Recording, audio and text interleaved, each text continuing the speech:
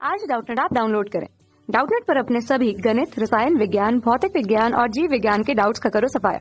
बस प्रश्न की फोटो खींचो, एक ही प्रश्न को क्रॉप करो और तुरंत वीडियो सोल्यूशन पाओ।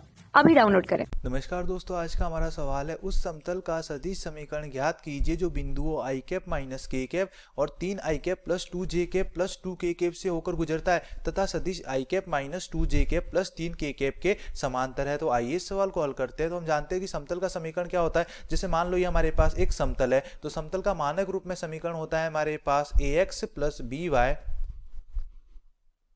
प्लस सी जेड, या वह समतल जो बिंदु x1 y1 z1 से गुजर रहा है, बिंदु x1 y1 और z1 से गुजर रहा है और इस समतल के दिक् अनुपात a b c है। तो समतल का मानक रूप में समीकरण होता है a x minus x1 plus b y minus y1 और plus c z minus z1 बराबर 0। जहां पर हमारे पास x1 y1 z1 तो क्या होता है, जिस बिंदु से समतल गुजरता है, और a b c हमारे पास क्या होते हैं, समतल के दिक् अनुपात। और जो समतल के दिक् अनुपात होते हैं वो समतल के अभिलंब के दिक् अनुपात ही होते हैं। मतलब यहाँ पर हमारे पास समतल में जो दिक् अनुपात आते हैं वो किसके आते हैं, समतल के अभिलंब के दिक् अनुपात आते हैं। समतल का अभिलंब समतल के लंबवत होता है। मान लो ये हमारे पास n सदिश है, तो यहाँ पर a b c हमारे पास क्या हो जाएंगे, n सदिश के दिक् अनुपात। तो सबसे पहले यहाँ पर हमारे पास बिंदु तो क्या हो जाएगा, समतल इन दोनों बिंदुओं से गुजर रहा है, तो इनमें से कोई भी बिंदु में x1 y1 z1 लिख सकता हूं। और हमारे पास समतल के अभिलंब के दिक् अनुपात किस प्रकार आएंगे, तो मान लो समतल ये बिंदु हमारे पास क्या है, इस बिंदु को मैं बोल देता हूं A और इस बिंदु को मैं बोल देता हूं B। तो यहां पर हमारे पास दो बिंदु हो जाएंगे। एक बिंदु मान लो ये है हमारे पास A और दूसरा बिंदु है हमारे पास B। इन दोनों बिंदुओं से समतल गुजर रहा है,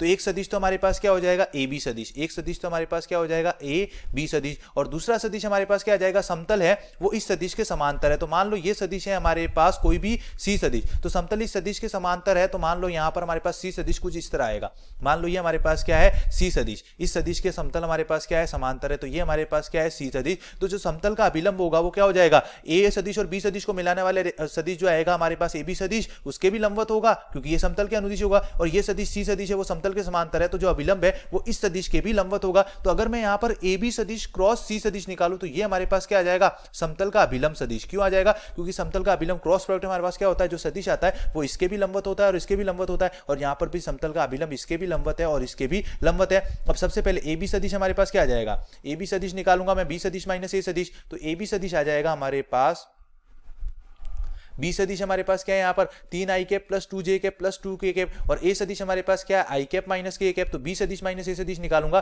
तो 3 माइनस ए के तो हो जाएगा हमारे पास 2 आई कैप, फिर 2 जे कैप माइनस यहाँ पर जे कैप का कुछ नहीं है तो ये आ जाएगा प्लस का 2 जे कैप, और 2 के कैप माइनस माइनस का के कैप तो ये हो जाएगा हमारे पास प्लस का 3 के कैप। तो ये हमारे पास क्या आ जाएगा, ए बी सदिश। और हमारे पास सी सदिश यहाँ पर दे रखा है। अब क्रॉस प्रोडक्ट में हम क्या करते हैं, क्रॉस प्रोडक्ट में हम सारणिक की सहायता से निकालते हैं। पहली पंक्ति में तो आ जाता है हमारे पास आई कैप जे कैप और के कैप, दूसरी पंक्ति में हमारे पास क्या आ जाता है, यहाँ पर क्या है हमारे पास ए बी सदिश है, तो ए बी सदिश के आई कैप जे कैप और के कैप के गुणांक आ जाएंगे।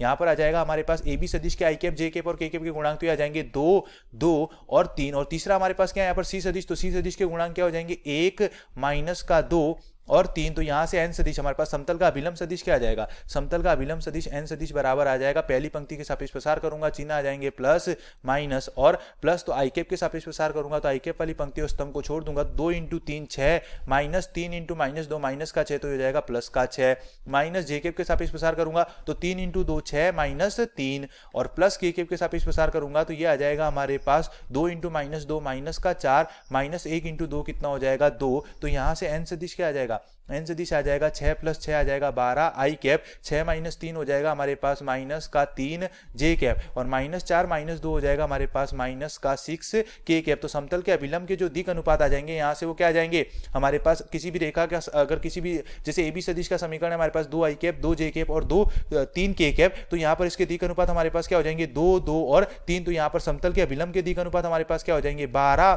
माइनस का 3 और माइनस का 6। अब अभिलंब के दिक् अनुपात मतलब ए बी सी का मान आ गया। अब x1 y1 z1 क्या हो जाएगा, समतल इस बिंदु से गुजर रहा है तो इस बिंदु के निर्देशांक क्या हो जाएंगे, ए बिंदु के निर्देशांक अगर मैं लिखना चाहूं तो आई कैप का गुणांक हो जाएगा x निर्देशांक 1 हो जाएगा, y कैप जे कैप का निर्देशांक हो जाएगा y गुणा, तो जे कैप वाला पद नहीं है तो ये तो हो जाएगा 0, और के कैप का गुणांक हो जाएगा z निर्देशांक, तो यहाँ पर के कैप का गुणांक कितना माइनस का 1। तो समतल बिंदु 1 0 माइनस 1 से गुजर रहा है।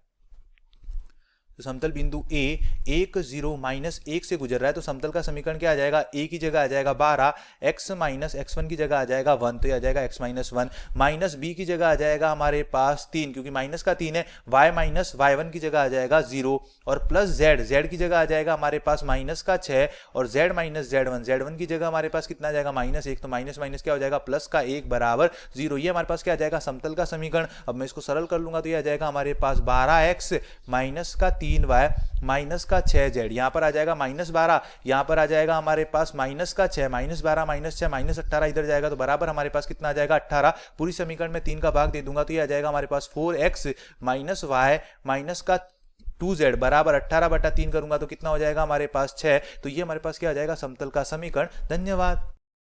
कक्षा 6 से 12वीं से लेकर नीट, IIT, JEE वो एडवांस के लेवल तक 1 करोड़ से ज्यादा छात्रों का भरोसा। आज ही डाउनलोड करें डाउटनेट ऐप या व्हाट्सएप करें अपने सारे डाउट्स 8400 400 400 पर।